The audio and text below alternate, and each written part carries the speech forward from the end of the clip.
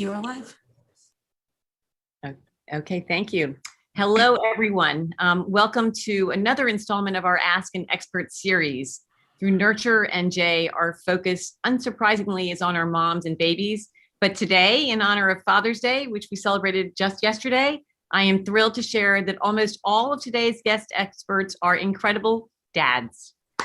Here to answer some of the most common questions that fathers may have about supporting moms during and after pregnancy, I would like to welcome Malik, Carey, CEO of Family Healing Center and author of In My Father's Shoes, Healing the Father Wound. John Carter, who participates in Camden Healthy Start at Southern New Jersey Perinatal Cooperative. Leonard Davis, FELAS, which is an acronym for Fathers Empowered to Lead, Learn, Lead, and Achieve Success Program Manager at the Partnership for Maternal and Child Health of Northern New Jersey. Naamen, McKnight, Fatherhood Community Health Worker for the Greater Newark Healthcare Coalition, and Carter Patterson, Manager of the Father Center of New Jersey. So welcome, gentlemen, and thank you so much for taking the time to be with us. Before we get into our questions, maybe we could each ask each of you to briefly introduce yourselves. We'd love to know about your work and, of course, if applicable, about your kids. So let's start with Malik. Hey, how are you, First Lady? So honored to be here.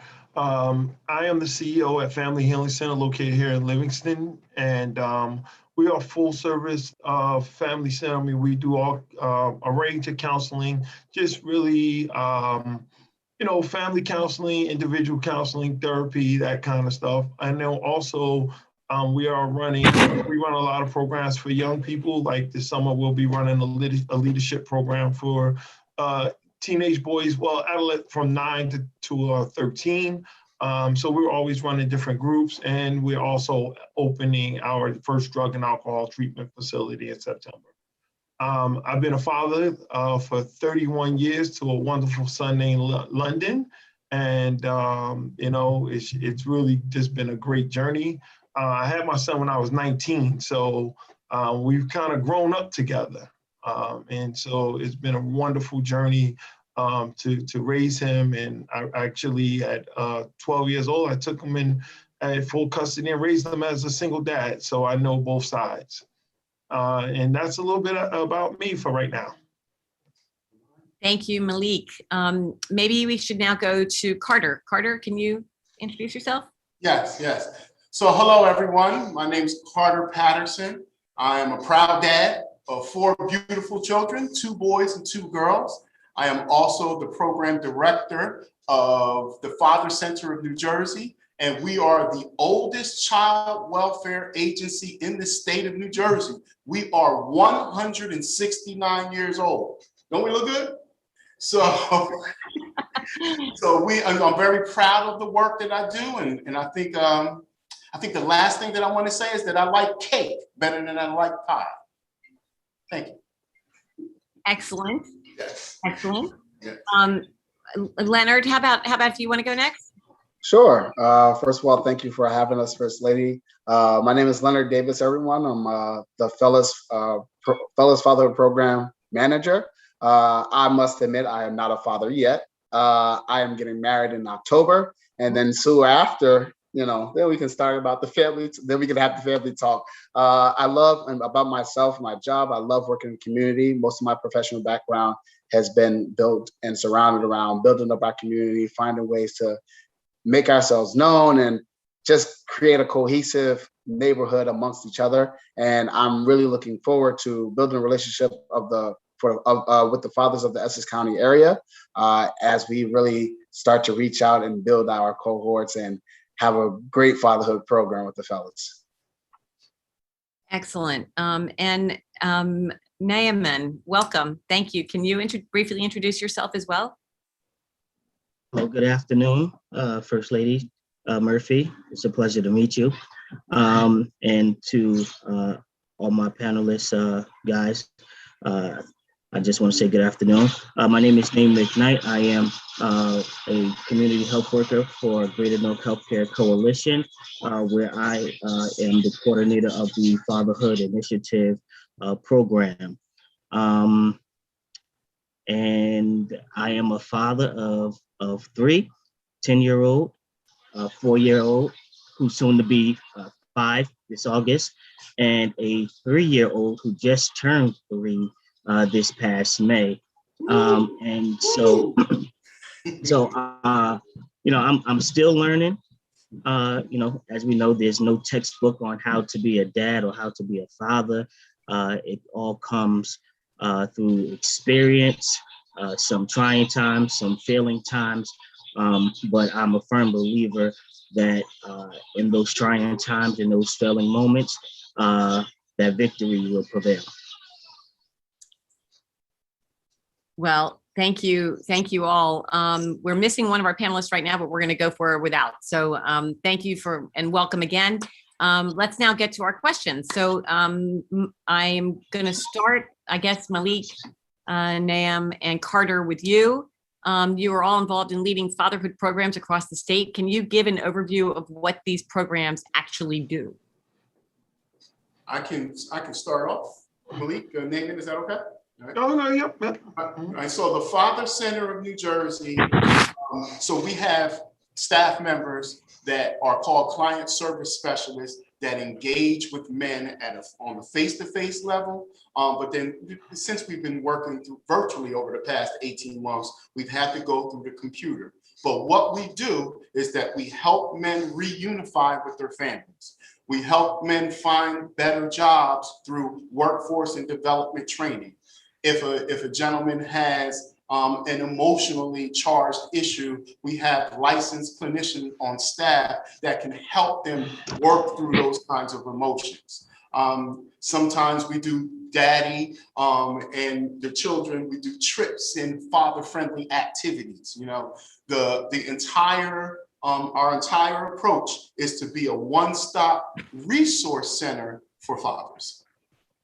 All right, cool. Great.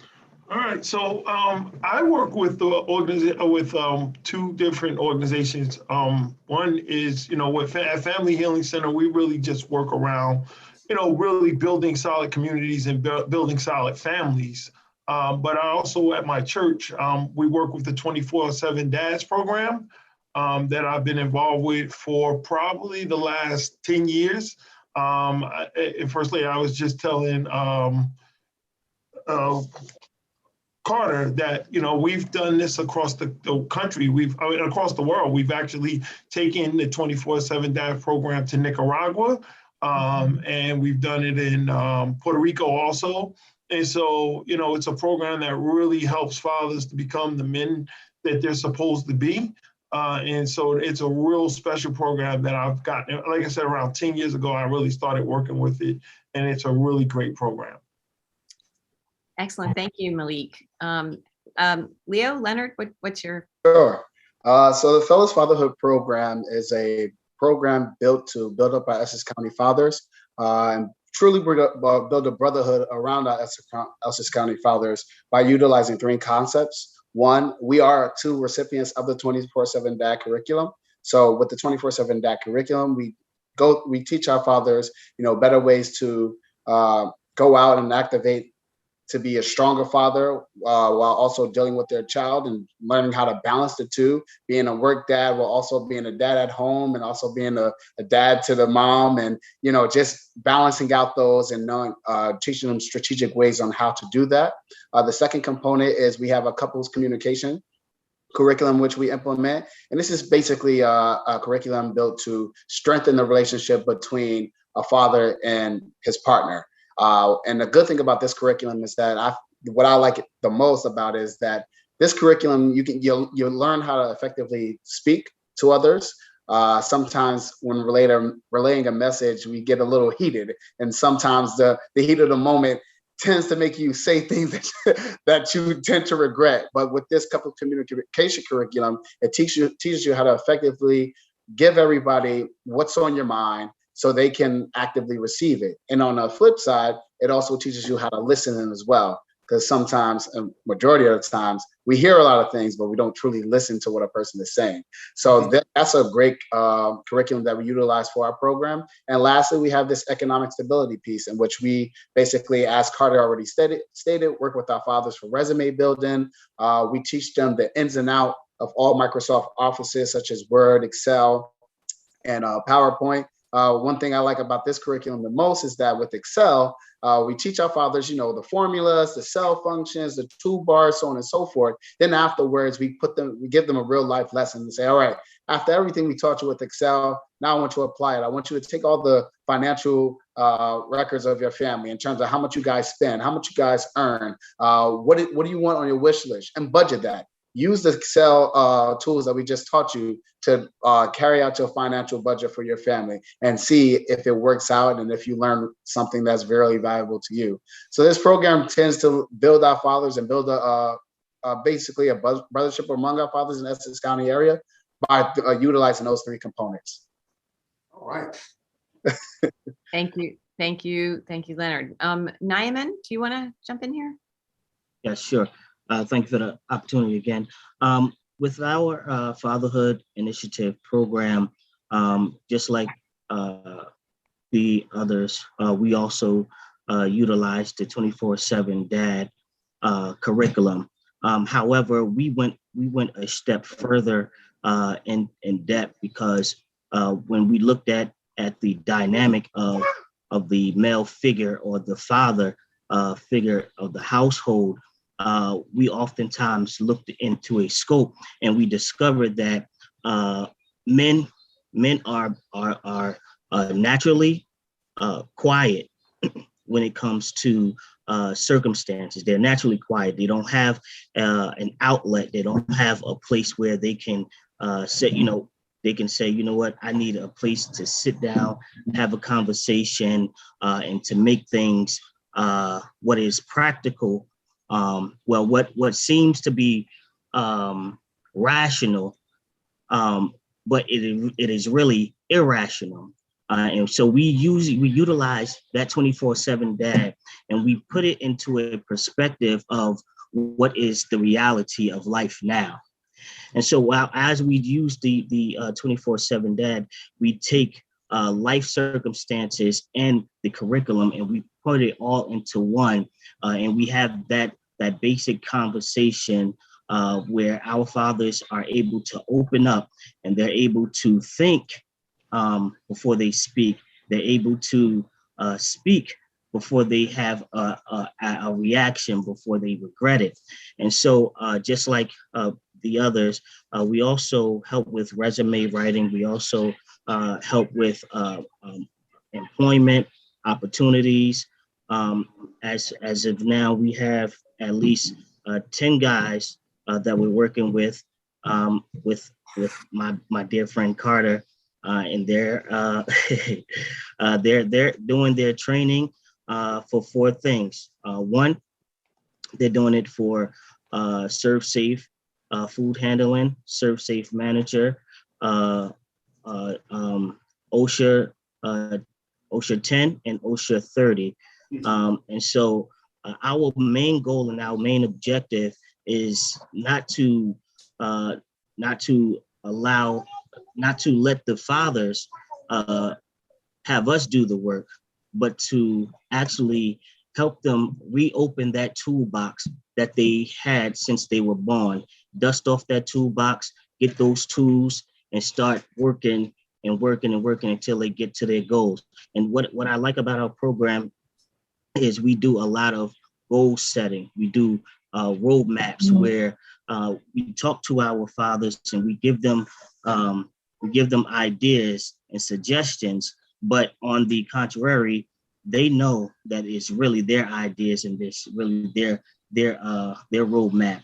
And so we revisit that every few weeks and see where did they go wrong or where did they stop short. And we say, hey, listen, this goal is right here, and we have this thing called the do it now. Okay. So for instance, I had a guy, he's on my caseload. He said, hey, Naamen, listen, I want my license and I want to take my my knowledge test. I said, okay, no problem. What's stopping you? He said, man, I don't know. I said, listen, this is what we call a do it now moment. We looked online. We found him an appointment at the DMV. I said, okay, so now you got your ID appointment. Okay, so what's next? He said, I want to take the road test. I said, okay, no problem. You can't go to the DMV without your ID, right? Okay, so we did your ID appointment. Now we're gonna do your knowledge test appointment. And we did that all in one day, in one shot. That is what we call a do it now moment. And now because of that do it now moment, he's more motivated. He's more willing to step forward to do more. And he's liable to go out and tell a friend, hey, listen, I've got help from the fatherhood program that, this CHW named Naamen helped me with, and he's going to go out and tell more guys.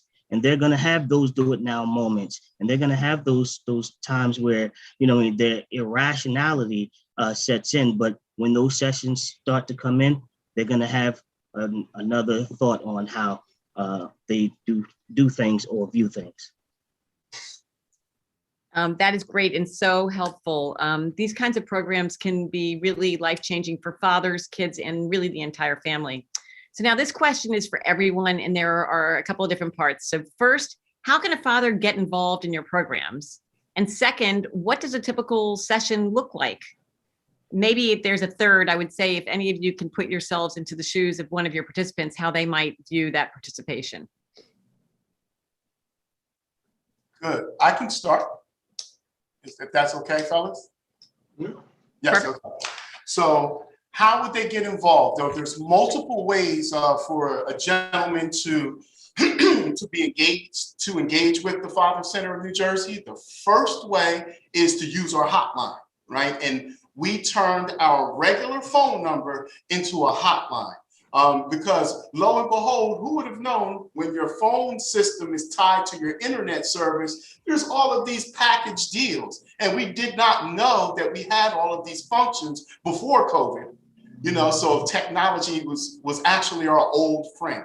So we were able to turn the phone line into a hotline. So the gentlemen, they weren't able to miss a beat in regards to being able to get services from us. We also started using kiosks, and that is, it's an iPad on a metal stand that we placed in strategic partners. Like, so we have one at a dentist's office, we have one at a school, and we're looking at placing one in state certified daycare centers.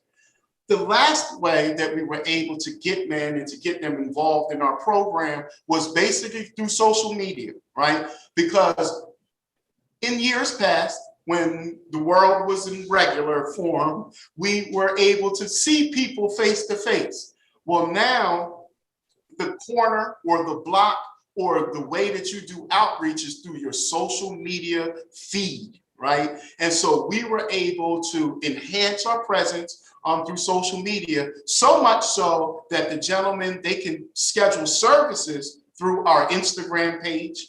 They can schedule services through our Facebook page. And so what does an actual session look like?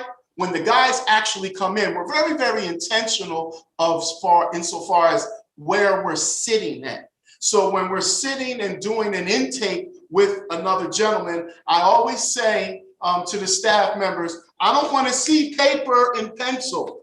You need to build rapport first, because on the other side of the desk or a couple of feet away from you is another human being, not a client, not a name, but just another human being who's a father, just like you may be, right? And so the idea is when you're doing the intake, that the men, the client service specialists, are sitting next to the gentleman, right? And so when we're doing the intake process, I'm not sitting across from you because that could be confrontational. I'm with you. So the gentlemen most of the time are sitting next to the client service specialist, and they're having a conversation and they're building rapport before we get to the actual work. Because I always say to the staff members that the magic of the Father Center happens when you eliminate some of that professional distance. You need to have boundaries. It's super important in this kind of work to have healthy boundaries. But on the flip side, you can't have a man who is pouring out his heart and soul to you, and you're sitting there feverishly writing notes, and you haven't shared one thing about your life. And again, healthy boundaries. I'm not saying share your entire background, but if somebody's sharing their intimate most details with you, you could put some skin in the game by saying, yeah, I also am a parent. Sharing little things of having authentic connections with the gentleman that you're doing an intake for is the golden rule for me. Building rapport and building relationships, because that's another human being, that's another father there. And it's important that we build that authentic connection before we get to the case management process. So that's what that's what a session looks like. And that's how guys are able to get our services. Makes sense. Leo, you want to jump in? Sure, I'll jump in. Those who want to become a part of the Fellas program, they can email us directly at fellas@pmch.org. Or if you want to learn a little bit more and want to read a little bit more about our program, you can go to www.pmch.com/fellas. And you'll be connected to either myself or our program supervisor, Mr. Kevin Cox. In terms of how people really get involved, we've been taking a more proactive and in the face type approach. Now that the world is starting to open up a little bit, we've been canvassing the streets of Essex County, passing out flyers, socially distancing, 6 feet with our mask on, passing out flyers to individuals, letting them know what we can offer in terms of how we can be an assistance to yourself and to your family. And we really want to build a brotherhood. And also in terms of what a session will look like is, as stated earlier, we carry out the 24/7 dad. We're still kind of sort of in a COVID realm, so everything is being handled virtually. So on these virtual settings, just like this, we talk about the various topics that 24/7 dads talks about. And it's funny because when you're carrying out these sessions, you'll be so amazed as to how much in common we all have as men.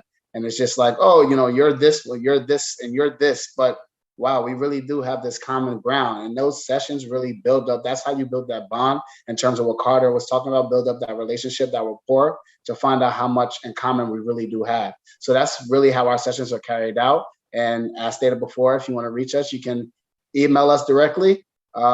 Just don't fill up my inbox. It's all crazy. I'm joking. But you can email us directly, or you can go to our website at pmch.org/fellas, and you can become one of the fellas today. All right, cool. So for us, it's www.familyhealingcenternj.com. And again, running the 24/7 DAS program, a lot of our people come there. They're really already signed up once we get to them, because I go to such a large church, and the program that we run really is coming out of the church. And then also identifying through therapy. I have 15 therapists that work here, and they may come in and say, hey, you know what? I have somebody who's struggling as a father who may need this program. And so we kind of filter both ways through my church and then back. We kind of work as a filtering system through my church.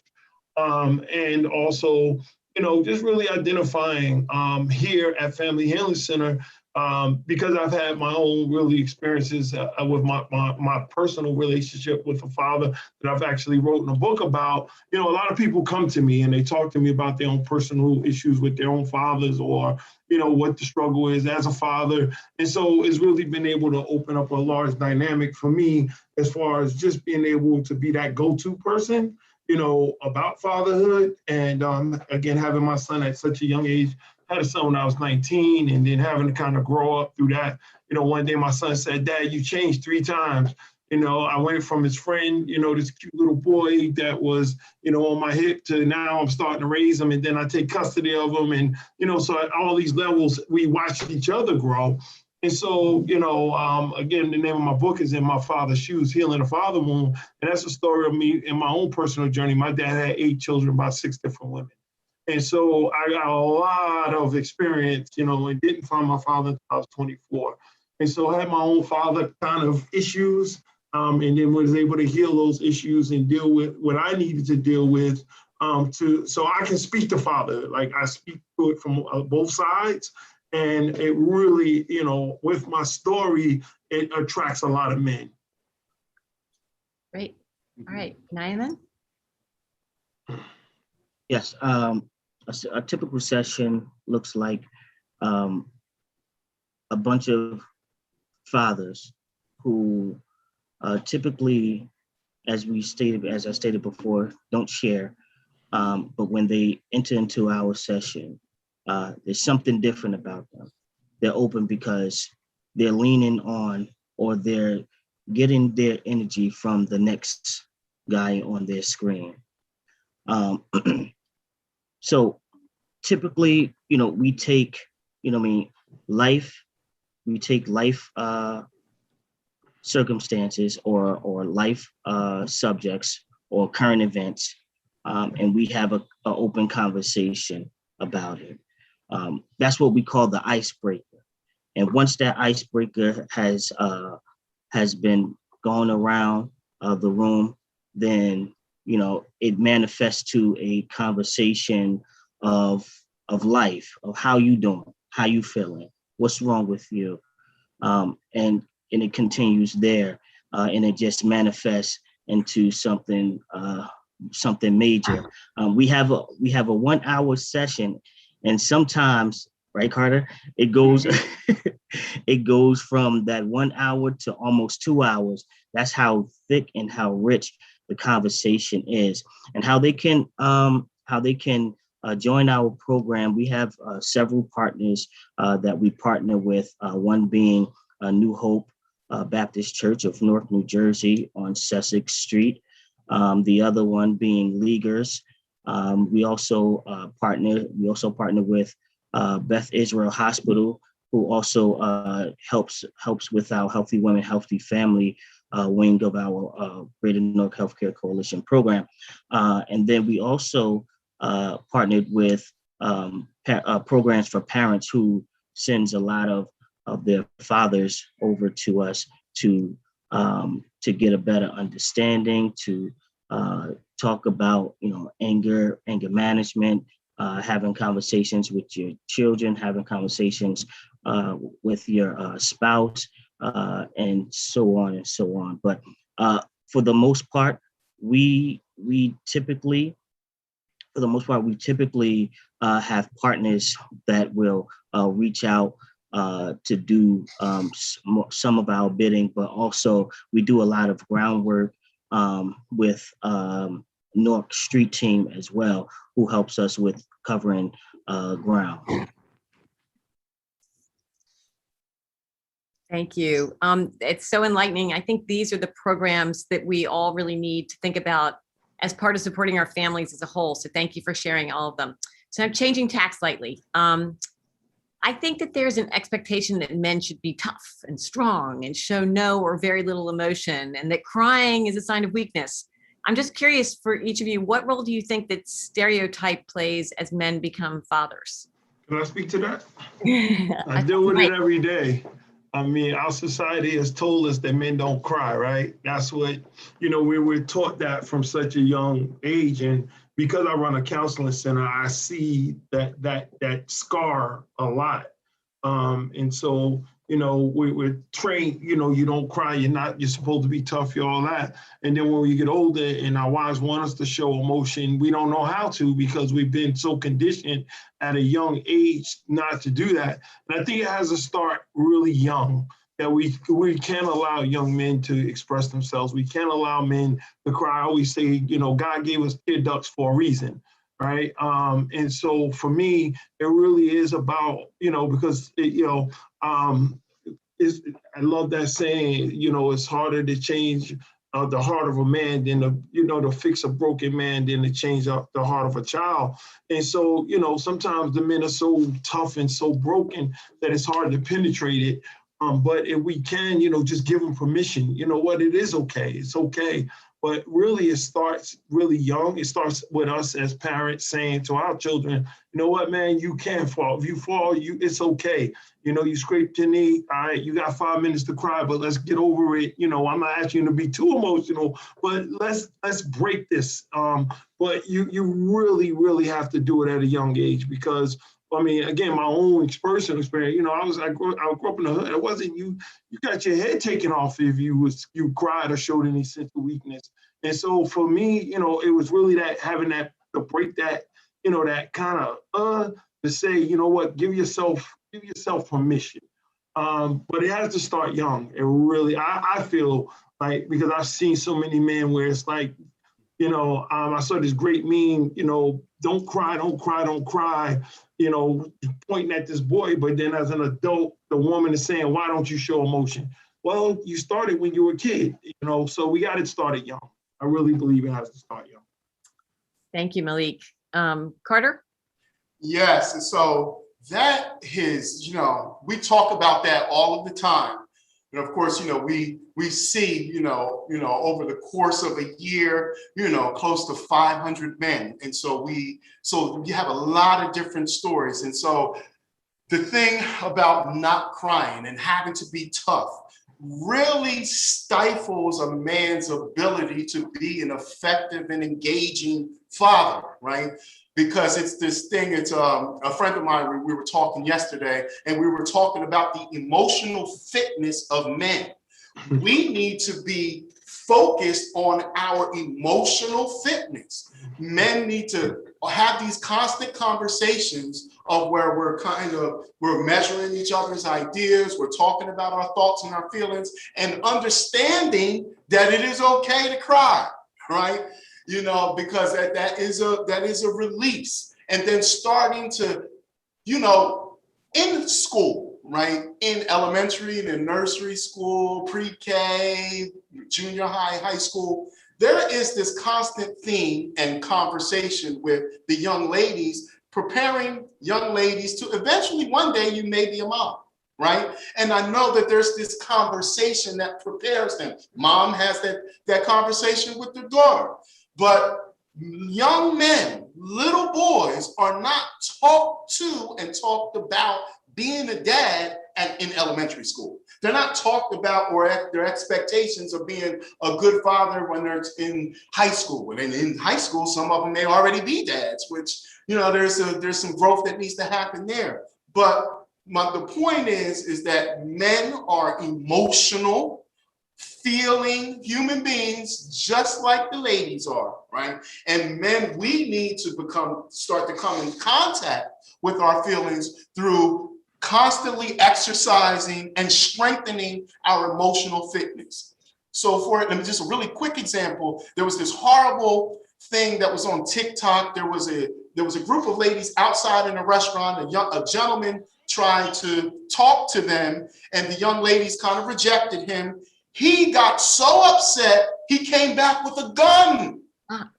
And I don't know whether or not he killed anybody, but he shot up the area where these young ladies were sitting.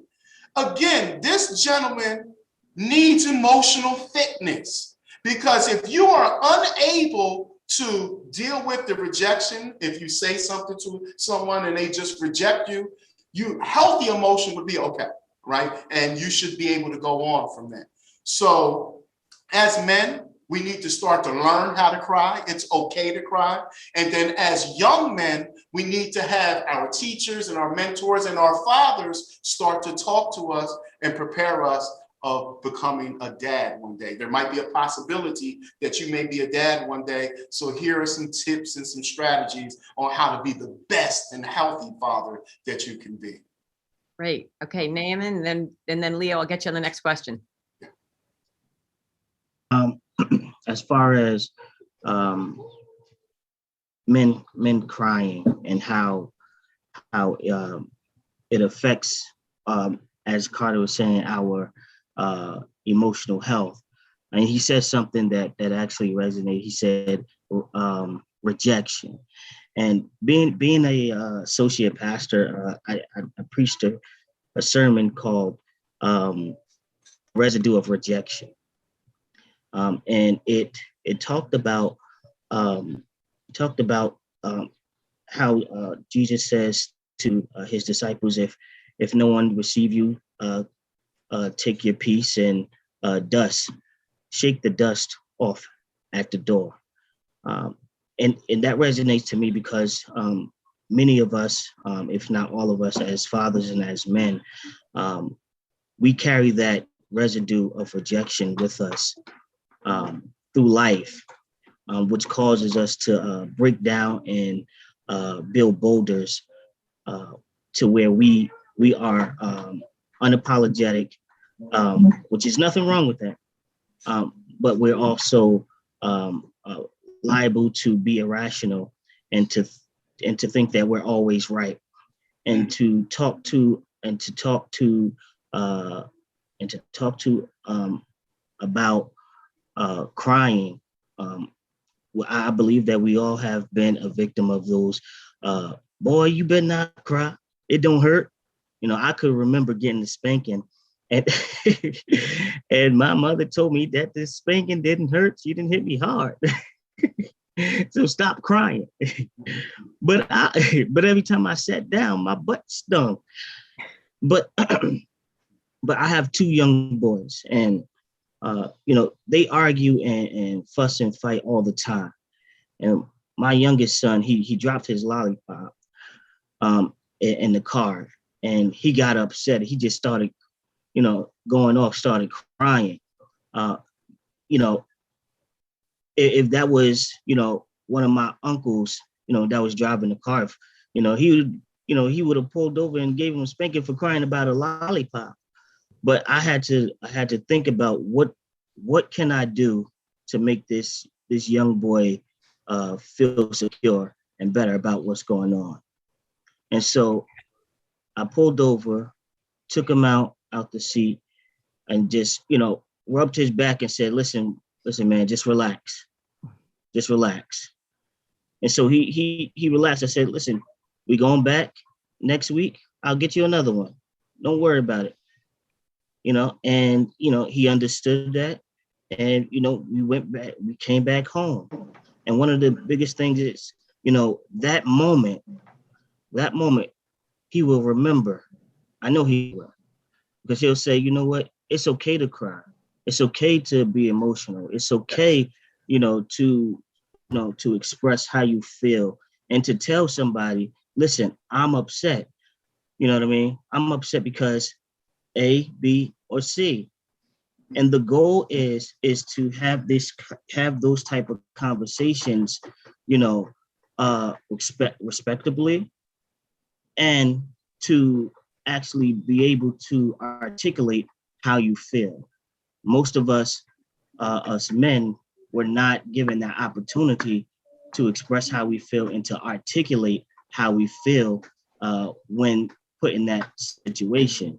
Me being 34 years old, I'm probably the youngest on here, but and being married, I had to just. You're not younger than Leonard. I had to, being 34 years old, and then being married, I had to actually learn that, and I just learned that this year, how to effectively communicate with my wife and with my children and with my peers, and to look my wife in the face and be like, listen, I'm not okay, with tears in my eye, and she'll still think I'm the man. So that is that's my piece on it. Fantastic. Well, I am really excited to share that we have one more special guest who's joining us, who happens to be the governor of the state of New Jersey and the father of our 4 wonderful children. Phil, welcome to our incredible panel of fatherhood experts. So glad to have you for our last question. I was sneaking in on the last comments by Mr. McKnight. It's an honor to be on with these great guys and on with my wife. Wow. Yeah, it's rare that I get to ask you a question, in such a forum. So here we go. So Phil, why don't you kick us off? I was going to ask to all the fathers in the room, what your favorite thing is about being a father. And Leo, maybe if you plan on becoming a father down the road, what are you most looking forward to? Phil, you want to kick us off? So what's the question again? As a what is your favorite thing about being a father? And what, Listen, it's an incredible responsibility. And I don't think it's any different for a dad than for a mom, right? So being a parent is an incredible responsibility. And I don't think anyone, is it Leo who's not yet a father? That's correct. Yeah. So Leo, I wouldn't go into this endeavor expecting that it's only a responsibility when they can't walk or their teeth are falling out when they're young. It stays with you. Now our kids are split between high teens and early 20s, but it's incredible. I'm just literally on with Charlie and Sam. There's 2 incredible soccer games right now. They know more. I mean, I know a lot about soccer. They know far more about it. We're going back and forth like buddies. I was on with Josh earlier on something with Emma as well. It's an incredible joy. I mean, yes, you pull your hair out some days, and the responsibility is great, but it is an incredible joy. And increasingly, as they get older, you're having conversations at the lunch table or dinner table where you're with peers, and your exchanges are deep and meaningful. And so I could go on, but I'll in the interest of the clock, I'll leave it at that. And can I speak to that too? Thank you, Governor. That was awesome. My son is 31. He'll be 32 in August. And I was just telling someone I had to ground him literally a month ago because literally he went snowboarding and he broke his shoulder. He broke his collarbone and he had to have surgery. And he works in the city and he's in real estate and everything. And he wasn't supposed to go back to work. And of course, he's right back at work. And so he had to have a second surgery. And I said, no, you're not going home. And I literally locked him in a room in my house for a week. And I'm like, you're not going anywhere because I need to know that you're doing what you're supposed to be doing. And so as Governor Murphy said, it doesn't get old, right? You're going to be a parent forever. And I used to think my mom was crazy, but you're going to be a parent forever. And it is more of a peer-to-peer thing. You become more of a mentor to them. But I guess my biggest joy was just raising him and watching us grow up together. Again, I had my son when I was 19, so we grew up together, and the joy of watching him grow up and blossom. And it really does go fast. I'm here in Naamen with these young kids, and I used to hear, it goes by really fast, but it really does. It really goes by quickly. And just cherish every day. I think that really is the point, is to really cherish it. And it's still at 32, 31 going on 32, it's still a responsibility of a father.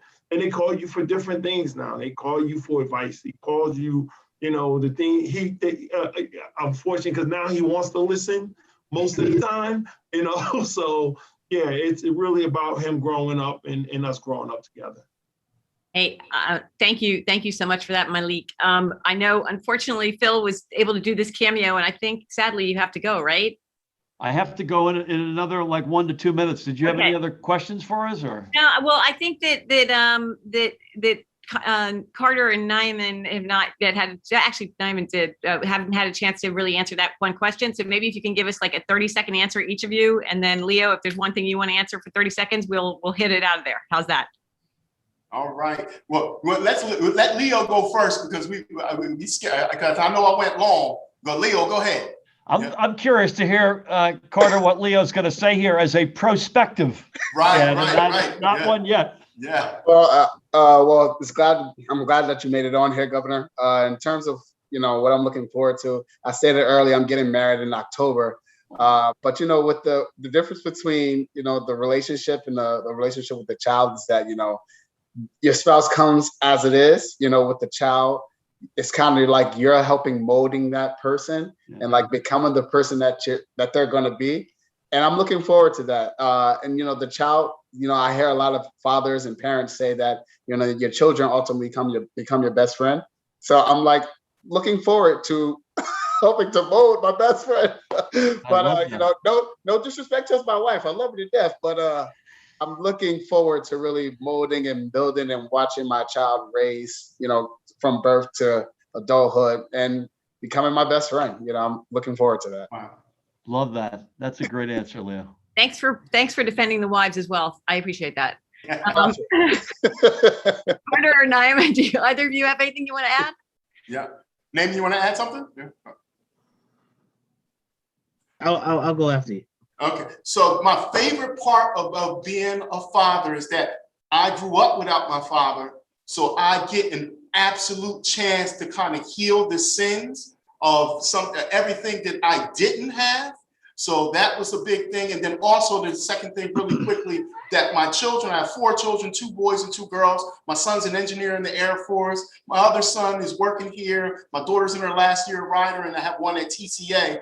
I just want them to see me. Yes, I'm your father, but I'm also a human being, that I have faults and I'm imperfect. So that's very extremely important to me that, yes, they respect me as their father, but they also see me as a person. Wow. That's a powerful answer, Carter. Thank you. Both parts of it. Wow. Okay, I have 30 seconds, right? Here's my 30 seconds. Just like Carter, I was not raised with a father. However, I was raised with a father figure, a godfather, who took me under his wing. He's actually one of the reasons why I'm into ministry today. But being a father, at 30, I just came off the party scene. I just came off the party scene, and I did not know nothing. I did not know anything.